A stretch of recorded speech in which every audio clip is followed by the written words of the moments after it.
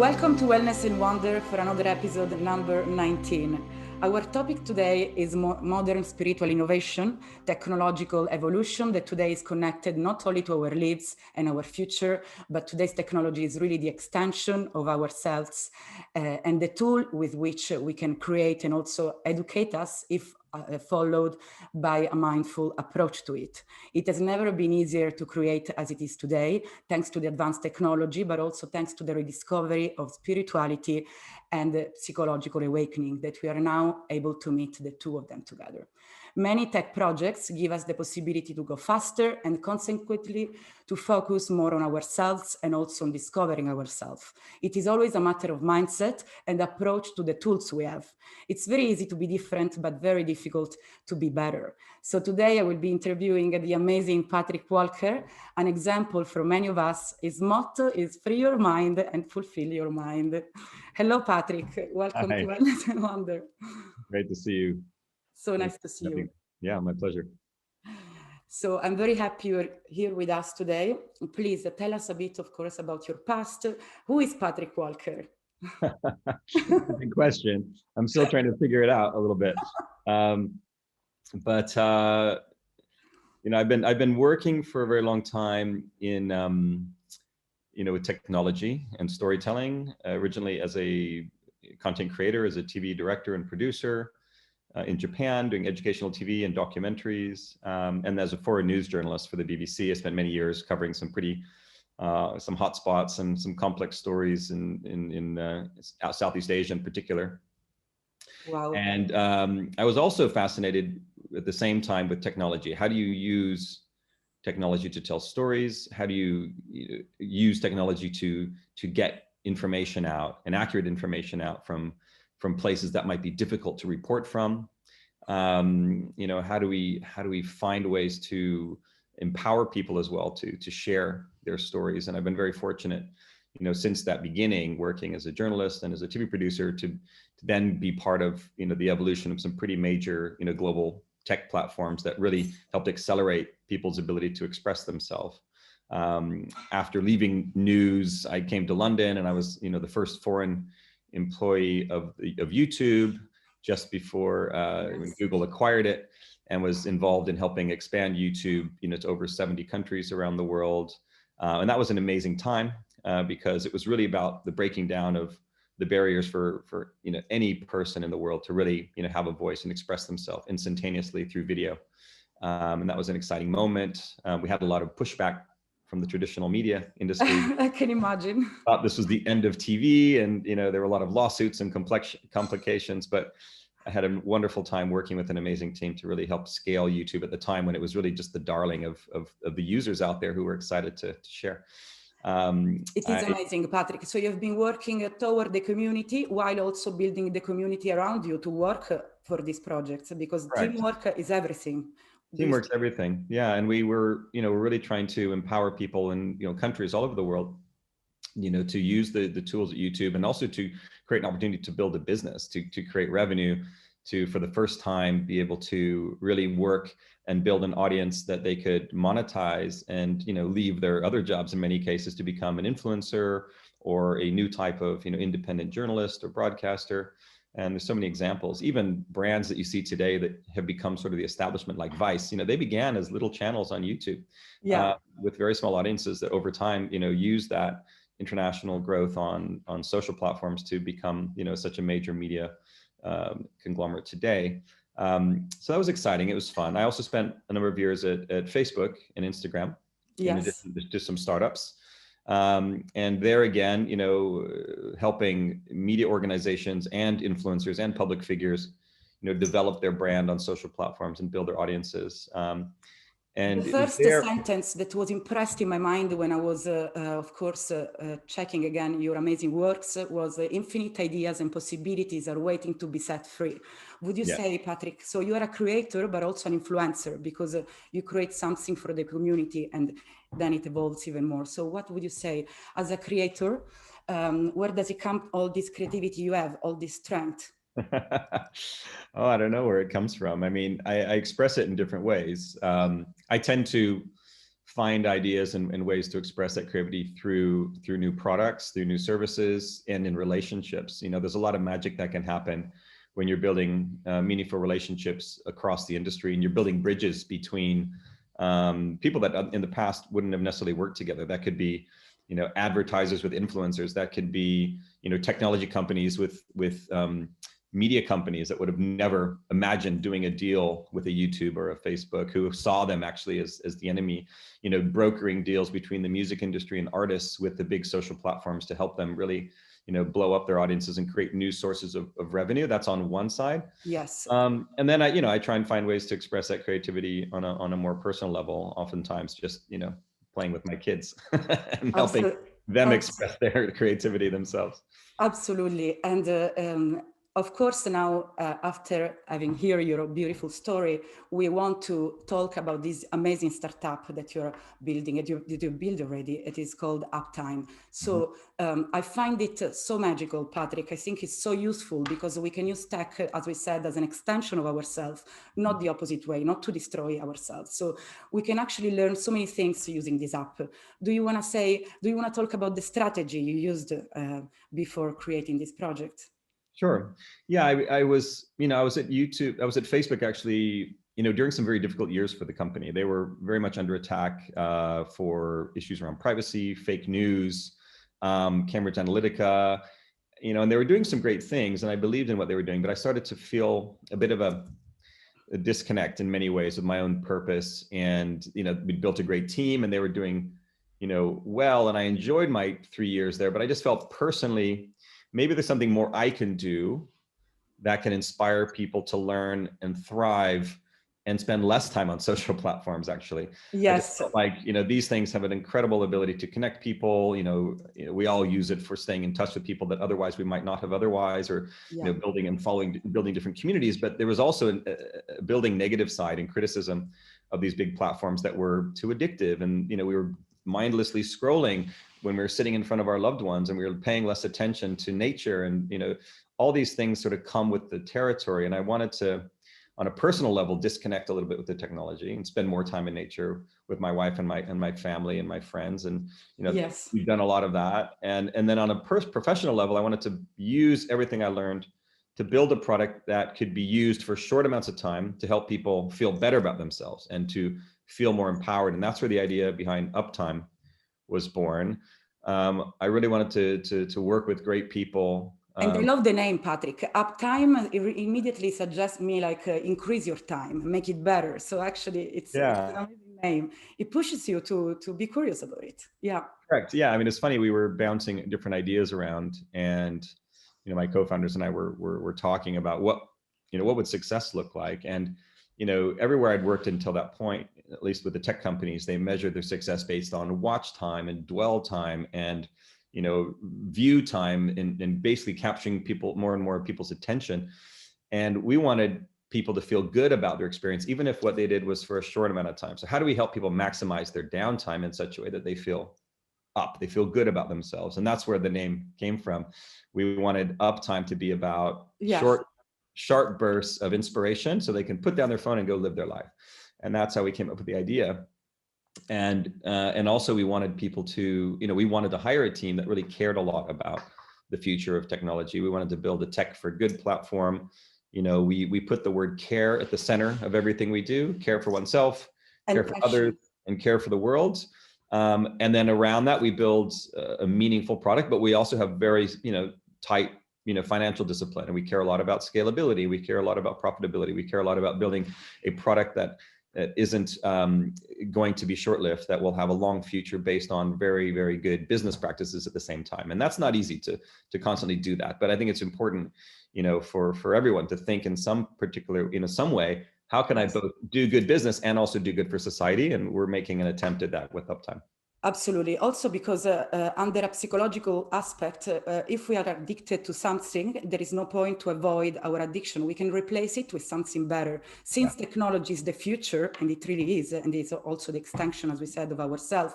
So we must get comfortable to it. We must use it. But which kind of addiction which kind of addiction are we talking about? So that's a good addiction. So falling into these beautiful platforms that can teach us something. So there is nothing bad on being in front of your phone if you're using the tool in a useful way. Correct. Yeah, we wanted to build something that, there was no use case where you would use Uptime for 5 minutes a day and it would be bad for you because you're arcing your mind into something meaningful. So just to explain what the product is, it's basically what we call, it's a knowledge hacking app. We like to hack knowledge and do it in a very efficient way and present it in a fun and interesting way so that you can basically get the essence and the key insights from the world's best books, courses, and documentaries in 5 minutes. And so we've developed this sort of combination of machine learning and human curation to develop these sort of, carefully crafted 5-minute visual stories that you can access on your app. Some people, kind of laugh and it's like a combination of, in the US, you might say, Cliff Notes meets Instagram or Spark Notes, but they're more than just summaries. They're really, what I say is distilled knowledge. It's like an exec summary. It's like saying, if you have 5 minutes of your time to really get the essence of what Sapiens was about, or this top documentary on Netflix, or you want to really know whether this course is worth buying, but you want to just really have the top 3 takeaways, then we provide all that. Yes. So basically, yes, it's about curiosity. Curiosity, as we know, is knowledge. So amazing. How do you find these? How do you find all this material, Patrick? How do you select all the material that then is going to be implemented in the platform? Quotes, documentaries. Well, we use this technology kind of combined with some human curators to go out and what are the hottest books, courses, and documentaries? What are people talking about? What's relevant right now? What are the most reputable, the bestsellers, the number one thing that everybody's talking about? And that's in all these different categories, from technology and nature to personal growth to spirituality. In all these categories, we have people looking, and a technology to say, okay, these are the next 100 things we should hack. And then we have this team that works to do that very quickly and efficiently. And then we put it out instantaneously around the world. We probably do about 50 new hacks per week. Wow. And we already have over 1,700 hacks on the platform, and we're adding, several hundred more per month. So it's growing very quickly. We just announced 100,000 users in our first 100 days, which is great. Amazing. Yeah, so it's growing quickly, and we're really lucky that Apple and Android have really embraced it as well. They're promoting it a lot as one of the hot apps, you should have right now, which is great. Absolutely. And Patrick, regarding all the strategies we've been talking about, what do you think about Zang strategic marketing? Would you say that it is a good model to follow for new startups, or would you say that Chinese market it's something completely different? Which market is that? The Zang from Alibaba is created this huge strategic marketing behind his company. Would you say it's an example for people that want to build startups? I'm not so familiar with that, actually. Can you tell me a little bit more about it? So basically, all these problems that are happening because of Alibaba. I mean, because of it's becoming so powerful that, of course, many people don't agree with that. Yeah. So it's creating many, many problems. But of course, at the same time, I mean, it's powerful because it's been built because of the need the community had for these platforms. So it created something that the community really needed. So as soon as we create something that people need, maybe that can be an amazing strategy, is going to have success. Would you believe so? Yeah, no, I think you definitely want to build something that has great utility for people. And I think, you want to build things that people like, right? You want to build things that are attractive. It's not like Netflix goes out and says, let's make a show that people don't like because we don't want them to watch TV. No, it's their job to make something very attractive and compelling. I think the problem is where you then start to use techniques to have people engage so much that it kind of works against their best interest. And we're starting to see this already with some of the big social platforms. Is they're so well done, they're so addictive, they are so well targeted to you. This is where it gets to another level. They can target you so well based on all the data they have that you just don't even realize an hour's gone by because they keep putting stuff in your face that's compelling. The problem is when whatever that is, whatever that use case is, if it's not in itself a wholesome experience, if it's giving you ideas or things that perhaps are even damaging or counter to what makes a healthy society, then you've got a problem, right? Or if you spend so much time in your app world that you start to, care less about people around you, this is a problem. And so combination of, you can't expect all the tech companies to self-regulate so people don't use their products as much, but I think there needs to be a lot more education and understanding, and particularly parental involvement, to get people when they're young to not become so easily and quickly, connected to technology in a way that, gives up some of the finer parts of life, which include human contact and nature. Absolutely. Thank you for your amazing words, Patrick. I really love what you said. And regarding this, Patrick, what do you think? If everything we do works, then we are not taking many risks and probably aren't innovating either. So how many risks do you think people have been going through during these journeys? How many risks, for example, have you been taking along this journey? I take risks every day. Well, to build something new, you have to take risks. You have to build something that is, well, I mean, if you want to do well, you got to build something that people understand, but at the same time is disruptive, a challenger brand that's going to build better on top of something people might have an experience with, but maybe they didn't even know that there's something better. But if you have an idea, you have to go out and try it. And you have to be pretty aggressive and high risk in a startup situation, because you're gathering funds, you're building a team, people are giving up jobs elsewhere to come work with you and for you. There's a lot of personal risk involved. But if you've got a vision and an idea, you've got to just go give it a try. And one of the biggest challenges and opportunities is knowing when to change course.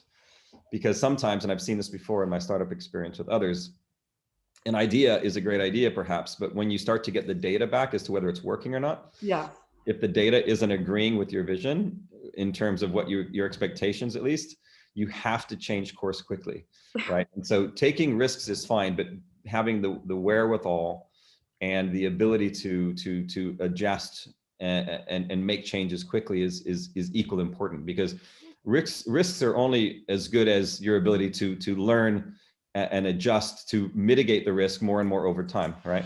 Yes. So a calculated risk and the job of my team is to remove as much risk as we can as quickly as possible by testing, and moving in the direction that both fulfills our mission and fulfills our business objectives. But if we don't fail quickly as well, you're never going to grow the business that you need. Yes, Patrick. Yes. So would you say that we should focus the 80% on the problem and the 20% on the solution? Well, yeah, I mean, we look at what are the pain points? What are you trying to solve for, right? And I think it's important you keep your users in mind when you're building a product to solve some sort of problem, not to achieve necessarily just your business goals. If your business goals don't map to the user problem, then you're not going to win. And so we're looking carefully at what are the objectives of people out there, what are the challenges that they have, what are the pain points that we can solve for. So much philosophy behind every project, would you say? Yeah. In fact, Patrick, I would love to talk with you, as I know you're very spiritual, not only a businessman and a father. So would you say, let's talk about the spiritual awakening that each of us can have before starting a new project, how important it is to be open-hearted, open-minded while we do this, while we build something big. It's not only about success, money, teamwork, it's also about our inner peace and our inner strength. Correct. Yeah, absolutely. Yeah, I mean, it's something that I thought a lot about. Like I mentioned before, I was starting to feel a bit of a disconnect personally. I suppose you could even say spiritually with, what I was doing for the big tech companies and what maybe my purpose should be. And it's terribly inconvenient when you get that calling, It's a lot easier just to stick with the status quo, take the paycheck, and it's you can't complain about the people, the benefits of working for, something that is comfortable. Yes. But when you have this inner calling to say, you know what, and wherever you get this from, through meditation, through interactions, or just reading the tea leaves and the signals out there, sometimes you just know your time is up in whatever enterprise you're doing. It's the same thing perhaps for a relationship. Sometimes you have this inner voice just saying, either you need to find a way to adjust it so it's fulfilling every day, or you got to move on. Otherwise, your soul will slightly, decrease. start to get a little bruised Yeah. and a little less vibrant over time, right? And we all go through this. So, I personally, throughout my whole career, about every 3 years, I have this sort of moment where I'm like, am I learning? Am I contributing? Am I making an impact that's positive in the world? And if I don't feel the answer to that is yes, yes, yes, then I just inevitably I start to look around. And I started to feel that very strongly again when I was at Facebook. And I also felt like I'd contributed and achieved something, but I just felt my personal mission has to be now at this time of my life linked to inspiring people to learn and to connect with knowledge. And this is just like going through my head over and over. I need to find a way to use all my skills to connect people with knowledge so that they can learn how to be relevant and thrive in a world that's changing very quickly. How can we do that? How can I be part of that story? And the way in which that manifests is an open question, but at least I knew that was what I needed to do. I had this, like a bit of an epiphany, I suppose you could say.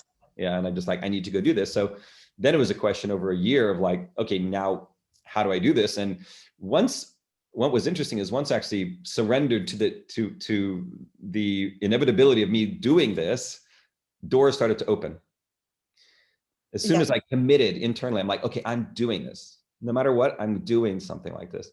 Then all of a sudden connections started to appear and introductions started to be made. And I met people, just incredible serendipitous meetings, like with my co-founders, where I just met somebody I'd never met before. From one day to the next, we become co-founders essentially. And that's amazing. We commit to work together. Or, you find people to hire, or you get some sort of support, from something you wouldn't have expected, just because you've really committed to a path that you feel aligned with. When this happens, magic does tend to occur, which is great. Also, big problems can befall you, but at least at minimum, if you feel you're on the right path, then the problems don't feel as big as problems as otherwise they would. Absolutely. In this case, your actions were aligned with your intentions. So everything was falling in the right place. Yeah. So people shouldn't be scared. That's why, Patrick, I truly believe you're an example, because you're so impressive. How many projects you have been working on with such a beautiful mindset and a free mindset also. You always say you feel free, even though you are very busy. Why? Because you love what you do and you're doing the right thing. Yeah. Yeah. And then always sort of trying to, within that, when I get really passionate about something, I can also commit lots of time and energy to it. And then I have to realize as well that actually I need to equally commit that at home, and for myself. And I guess one big revelation as well, earlier on in my career, I would throw everything at my work, and that would oftentimes be at the expense of my relationships, or time with my family. Yes. And so I've also learned now later in life that, you can actually do both. You can actually really commit and do something innovative and adventurous and even risky. And you can design it in such a way, and this has a lot to do with who you choose to work with, that you can also really, make family come first and create a dynamic where you can be there to do the pickup or drop off of your kids on a regular basis. You can be there in the evenings for them. You can compartmentalize that work and turn off your phone. And it's a constant struggle. I constantly struggle with that, but it's very intentional now, where I'm a lot more mindful of being present with my family and my kids and my friends when I'm not working. Yes. And that's something that I had to learn. I think the other thing I would say is, and you touched on this before, in order to achieve something of purpose, I think big in the world through your work, I think you have to also go internal, right? I think the internal journey is equally important. And if you don't do that work personally to evolve yourself in terms of, your how to be more grounded, how to be more healthy, not overdo it, but at least commit to some sort of path of personal growth. Then we can listen to others if we can listen to ourselves at the same time. How can you, as a powerful person, listen to the community if you're not able to listen to your inner voice? Exactly. In fact. Yeah. And the more that I kind of committed to my own personal practice, whether that be meditation or, other practices, the more I also found that that was aligned with the growth potential of my work. I was more able to focus. So we talk about that a lot in our company, particularly in the early days, is, we can't really expect to achieve great things to inspire people if we don't find ways to inspire ourselves and commit to our own personal growth. And then the company is a manifestation of that. Yes, it's a manifestation. It's the result of all these things together. It's the explosion. Yes, it's amazing. So what I really loved of what you just said was something regarding the commitment. So because people really misread the meaning of commitment, Patrick, you said something very, very special. A commitment is something that aligns you even better with your path. Doesn't have to be something that you do feeling not to do it. People see the commitment as something that they must do, otherwise something will go wrong. No, a commitment is something that you want to do and you make it happen, of course, with consistency. Correct. Right? That's absolutely right. I think, you want to be an active, positive participant in your commitments. Yes. Which also means you need to be, hopefully over time, with the right partner and in the right job and in the right environment, so that these commitments are meant to empower and strengthen the impact of what you're doing. I think making a commitment to something that in your heart is not the right path for you can be very damaging. But once you feel like, okay, this is the way I want to go, or this is how I want to really develop something of meaning, whether that be personal or professional, the commitment is essential, because consistently showing up with the right attitude in the right mind space, and making sure even on the hard days you're still committing to the long-term goal, then you're not going to have a lot of success, I think. This is one of the problems, is we have short attention spans. We're easily distracted. So kind of making sure you're able to sort of project forward what your long-term goal is and stay committed to that is critical. Absolutely. Thank you, Patrick. And what about this Uptime project? Do you think it's going to evolve even more? Are you working on something after this? What's your plan about this? Well, I'm really committed to focusing on what we're doing here. We have an objective, to really, over time, impact 1 billion people positively. We want to really inspire people to learn. We want to connect people with knowledge. And so this is going to take several years. We have other projects that I'm excited about. I'm working on. My wife and I spend quite a lot of time up in Scotland. Okay, we cannot say it. No. I mean, these are not work related. They're more kind of personal projects that are more to do with just spending more time in nature, or having a list of things that we want to do when we travel, or physical and spiritual growth projects that we do and that we work on. These are things that are as important. And I think it's important to free your mind, to be able to recreate. Yeah. And also be open to the possibility of wonder always, but you have to put yourself in this position. We made a point of going up and spending a lot more time in Scotland in the last couple of years, because we have, no internet connection. We're out in nature constantly, it's deep, wild nature. And, this has been an important part for both my wife and myself. She's an herbalist, a naturopath. And so, she actually keeps me grounded a lot. As somebody who works in high tech, she's like, yes, she's amazing. Yes, I remember. Connected to the earth, connected to the power of nature, and that's been a wonderful awakening for me as well, to learn through her, and learn from nature how also to live a more sustainable life. Absolutely. Let's in fact say to our guest that it's important to be surrounded by mindful silence, to be able to free our mind and to fulfill our mind with the right informations and processes. And the right people. I think as we evolve, as we go through life,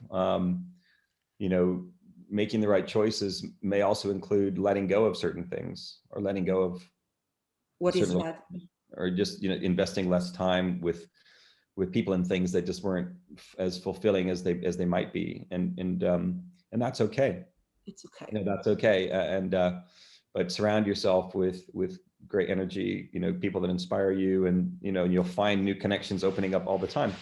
Patrick, can you tell me one of the biggest person for you that inspires you? Person that inspires me. Well, my wife is one of them. Wow. As I mentioned, because of the nature. I mean, she just, yes, she is. Very different approach to life and living, but we really work together well. And as I mentioned, she brings this aspect of appreciation of an understanding of nature that I always sort of felt, but I never really understood. So that's great. Okay. On You a have this broader beautiful level, connection.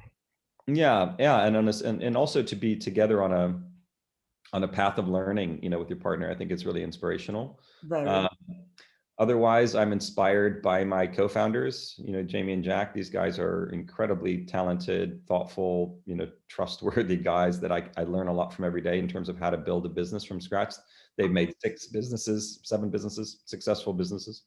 So I'm learning a lot from them. That's beautiful that you are inspired by people around you, and you don't have this ideal of someone that actually maybe doesn't exist anymore. It's nice to hear that you get inspired from what's around you.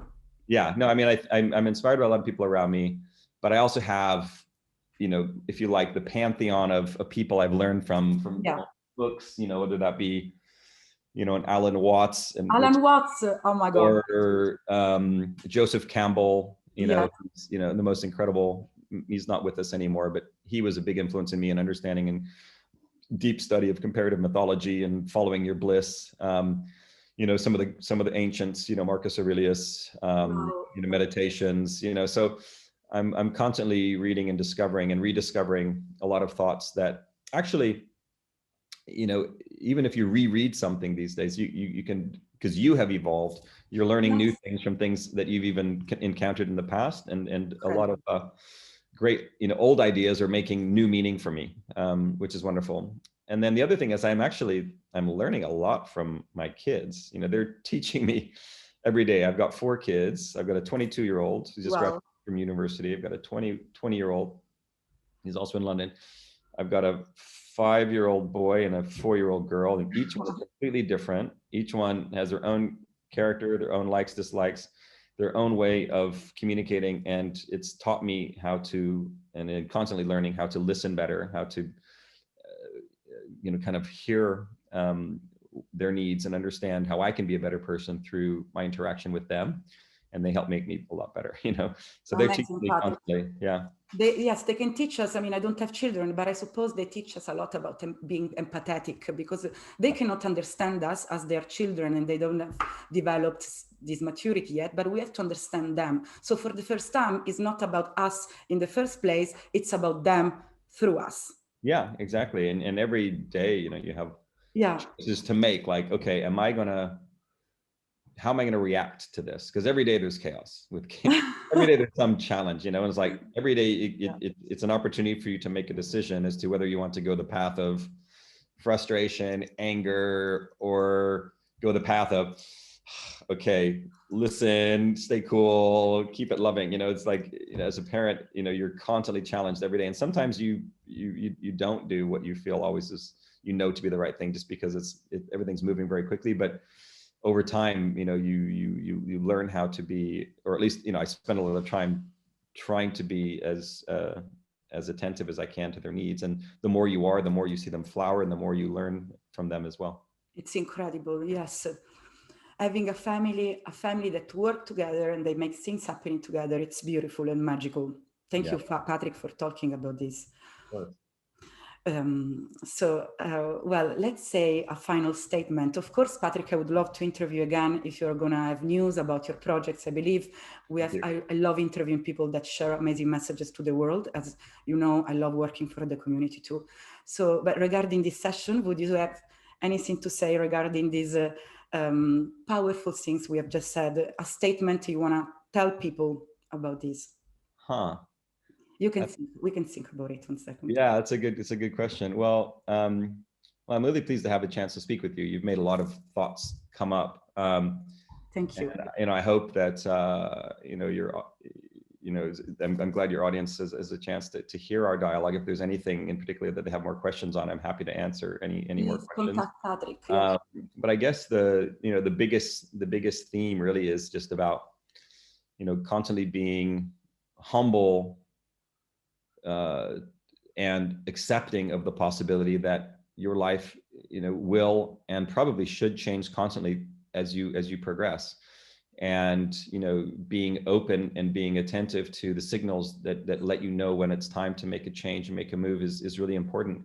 Because sometimes years can pass where you just become a little too stagnant, you become too demotivated, or kind of lack that drive, and it can catch you by surprise where you realize you're sort of living in automatic mode. And so, I think it's really important that you find a personal practice and a professional environment in which you're constantly challenged, that you accept and recognize how much you don't know, and at the end of the day as well, just be really kind to people, and surround yourself with people who are of good spirit and good energy, because that creates an environment to live and work that can be extremely fulfilling, irregardless of whether that would be an external validation of what success is. Absolutely. So for me, it's a constant process, it's a constant journey. I'm really thrilled to be on this path and constantly evolve. I hope we make a big impact with Uptime, but if it's not this one, it'll be something else. But I'm pretty sure, I think we're onto something really good here. Yes. And I love your feedback as well. Patrick, I'm gonna use it so much just because what was lacking in this along these apps was this something that brings you to out your curiosity and knowledge, not the opposite. And regarding what you just said, in fact, as Patrick said, the entrepreneurs that really make it are the ones that start with an idea, but are ready to change it at any moment's notice. Adaptation and curiosity are the keywords for the beginning of any project. Yeah, that's right. That's right. Yes, Patrick, and I can't wait to interview again. Yes, of course. I'm gonna remind our guests that they can check all our episodes on www.wellnessandwonder.co.uk. We will see you soon for another episode. Patrick, thank you again. Thank you. Have a great day. You too.